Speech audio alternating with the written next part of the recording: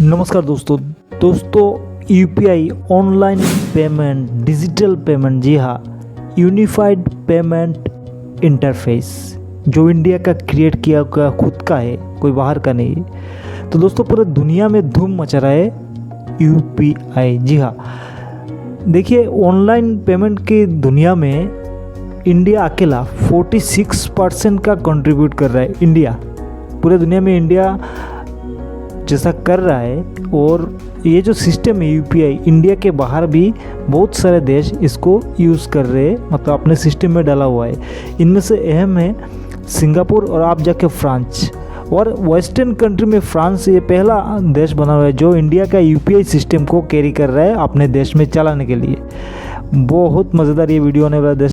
तो as a Indian हमें proud feel हो रहा है और पूरा दुनिया हमारे तरफ देख रहा है। तो दोस्तों स्वागत है आज के एक नए वीडियो में, और देखिए विस्तार से जानेंगे क्या क्या हो रहा है। देखिए दोस्तों, शायद इस वीडियो में आगे बढ़ते बढ़ते शायद दूसरे गवर्नमेंट, ये पहले का गवर्नमेंट, सारे गवर्नमेंट का नाम लेना पड़ जाए, लेकिन ये मतलब किसी गवर्नमेंट के फेवर में या किसी के अगेंस्ट में ये वीडियो नहीं है। जो जहाँ से शुरू हुआ, कहाँ चल रहा है, क्या चल रहा है, सब कुछ बात करने की कोशिश करेंगे पूरी। तो कोई किसी पार्टी से इसको जुड़ के ना देखे। ये डिजिटल जो रेवोल्यूशन चल रहा है इंडिया में, कहाँ से शुरू हुआ, कहाँ जाके ख़त्म होगा, उसी पे है। कोई पार्टी का सपोर्ट नहीं है और किसी पार्टी के अगेंस्ट नहीं है। तो देखिए दोस्तों, इस सब का शुरुआत हुई 2008 में। देखिए 2008 में जब दुनिया रिसेशन में जा रहा था, तभी जाके तो इंडिया में अभी दूसरा सरकार था, जो भी गवर्नमेंट हो उस पर हम नहीं जाएंगे। 2008 में सोचा गया कि देखिए इंडिया के लोगों के पास बैंक अकाउंट भी नहीं था, 10 या 15% लोगों के पास बैंक अकाउंट था। तभी सोचा गया कि देश के लोगों को मतलब अकाउंट से जुड़ा जाए, बैंक अकाउंट से जुड़ा जाए। तो धीरे धीरे ये प्रोसेस शुरू हुआ, और 2010 में जाके शुरू हुआ आधार, जो बायोमेट्रिक बेस्ड आइडेंटिफिकेशन डॉक्यूमेंट होता है। तो स्टेप बाय स्टेप इसको लाया जा रहा है। तो ऐसे ही काम शुरू हुआ, और देखिए 2005 में ही आरबीआई ने सोचा था कुछ इंडिया के लिए ऐसा कुछ करो। 2011 में उसका काम शुरू हुआ, और 2014 में इंडिया मतलब पूरा ऑफिशियली लॉन्च हो गया। तो फिर 2014 में आ गया मार्केट में रूपी कार्ड। पहले इंडिया में बाहर का लोगों का कार्ड था ना, मास्टर कार्ड जिसको कहा जाता है, अमेरिका का था, वो चलता था। इसमें हाई चार्जेस होता था, बहुत कुछ था। ऑनलाइन पेमेंट करने जाओ, कुछ भी एक्स्ट्रा पेमेंट भी शायद करना पड़ता था, तो बहुत इशू था। तो इंडिया का भी नहीं था। तो रिजर्व बैंक का तो सोच था, और धीरे धीरे 2014 में आ गया वो कार्ड, और धीरे धीरे काम चलते 2016 में और एक चीज़ ने एंट्री मारी। जी हाँ, UPI, unified payment interface, India का खुद का क्रिएट किया हुआ, वो मार्केट में आ गया। और इसके साथ 2016 में और एक चीज़ हुआ। जी हाँ, नोटबंदी, डिमोनेटाइजेशन। इसके चलते लोगों ने सरकार को गाली दिया, कुछ ने सपोर्ट किया, कुछ ताली बजा रहे थे, कुछ कतार में खड़े हुए थे। लेकिन लोगों ने जैसे तैसे अपने पैसे जो है अकाउंट में डाल दिए, मगर जो कतार था बैंक के बाहर, कोई बैंक में जाना नहीं चाहता था। तो वहाँ से आदत लगा धीरे धीरे ऑनलाइन पेमेंट का। पैसा डाल दिया, दोबारा उठाने के लिए नहीं जाना है। पैसा विड्रॉ करने के लिए बैंक में कौन जाएगा भाई, इतना बड़ा मतलब दिक्कत था उसमें।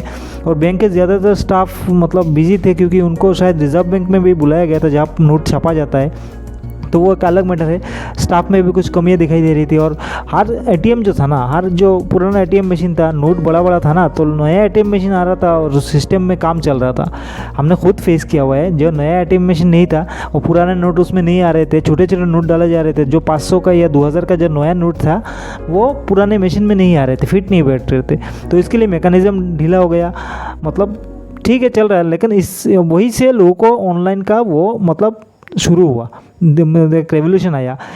थर्ड पार्टी ऐप्स तो बहुत है, पेटीएम वगैरह बहुत है, लेकिन वो यूपीआई का मतलब बात ही अलग है। इंडिया का खुद का क्रिएट किया हुआ है, कोई अलग कंपनी वगैरह नहीं है। इंडिया गवर्नमेंट का सिस्टम है, जो बैंकिंग सिस्टम का है, आरबीआई का। तो देखिए वही 2016 में लोगों को धीरे धीरे उसका आदत लगना शुरू हुआ।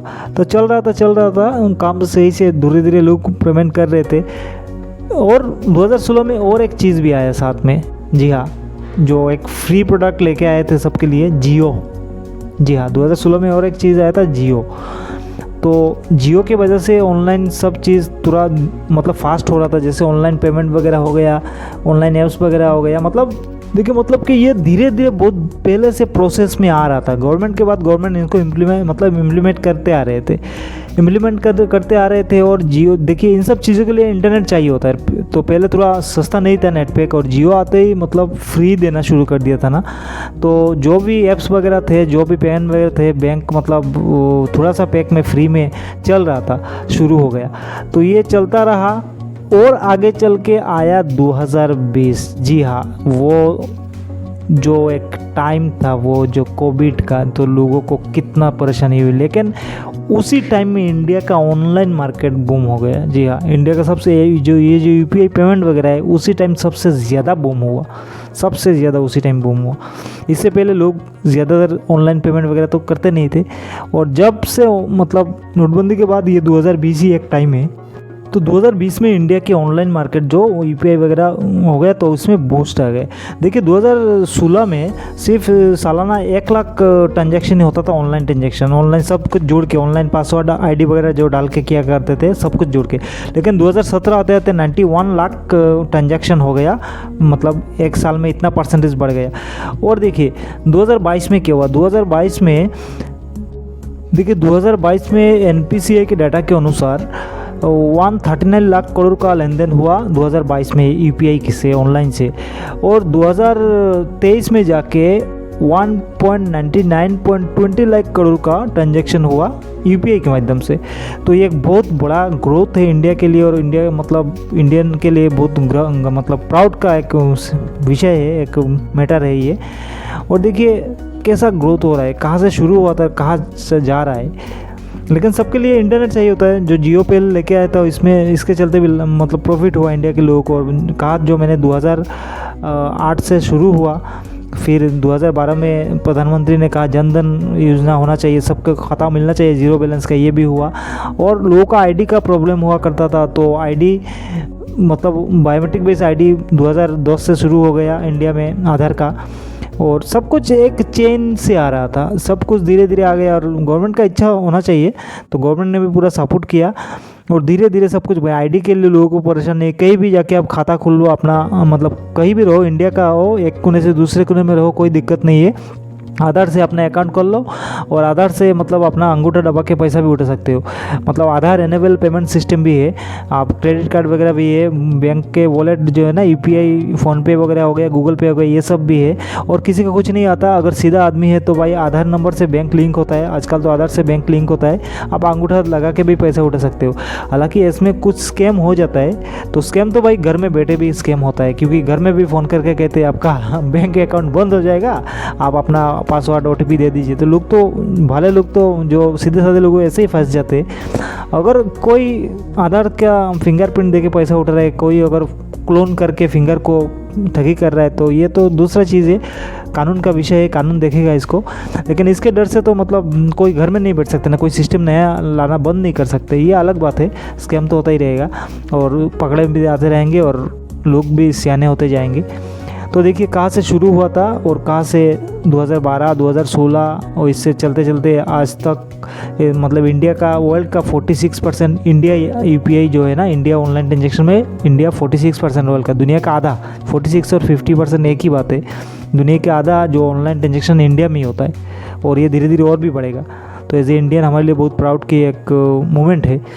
तो दोस्तों ये एक छोटा सा अपडेट था, और जितना मतलब और भी लंबा किया जा सकता है वीडियो को, लेकिन आप लोग बोर हो जाओगे, क्योंकि ये सब ज़्यादा नॉलेज एक लिमिट से होता है ना, ज्ञान भी ज़्यादा बढ़ जाए तो सही नहीं होता है। ये और भी डिस्क्राइब से किया जा सकता है, आधा घंटे के ऊपर भी वीडियो किया जा सकता है, मेरा वॉच टाइम बढ़ जाता, लेकिन आप लोग बोर हो जाते। तो कुल मिला के बात ये है कि यूपीआई ट्रांजेक्शन में इंडिया का, दुनिया का जो किंग, दुनिया का लीडर बन चुका है इंडिया। और इंडिया का जो यूपीआई सिस्टम है, मुद्दे की बात हुई है, इंडिया का जो यूपीआई सिस्टम है ना, यूनिफाइड पेमेंट इंटरफेस, वो दुनिया इसको एडॉप्ट कर रहा है। इंडिया के जो नाइबर कंट्रीज है ना, श्रीलंका, नेपाल, ये तो यूपीआई सिस्टम चला ही रहे, भूटान वगैरह। लेकिन इम्पोर्टेंट है ना, पहले मैंने जो कहा सिंगापुर और फ्रांस। जी हाँ, सिंगापुर तो इतना दूर भी नहीं, लेकिन फ्रांस, वेस्टर्न जो है, पश्चिमी देश, वेस्टर्न फ्रांस जो है, इंडिया के यूपीआई सिस्टम अपने देश में लागू कर रहा है। और इंडिया के लिए ये बहुत बड़ी, एज ए इंडिया हमारे लिए भी एक बहुत बड़ी एक न्यूज़, एक प्राउड का एक विषय है। कभी वो हमारे को गुलाम रखा करते थे, अब हम उनको चला रहे हैं। तो दोस्तों वही एक अपडेट था, एज ए इंडियन हमारे लिए बहुत प्राउड की विषय है। और इंडिया तो किंग बन चुका है यूपीआई का। और देखते हैं कितना दिन चलता है और कौन क्या गवर्नमेंट इसमें कितना फैसिलिटी देता है इंडिया के लोगों को। तो दोस्तों ये एक अपडेट था। हम मिलते हैं अगले किसी वीडियो में, तब तक के लिए वीडियो को लाइक शेयर कर दीजिएगा, चैनल को सब्सक्राइब करके मुझे सपोर्ट कीजिएगा। मिलते हैं अगले वीडियो में, तब तक के लिए जय हिंद।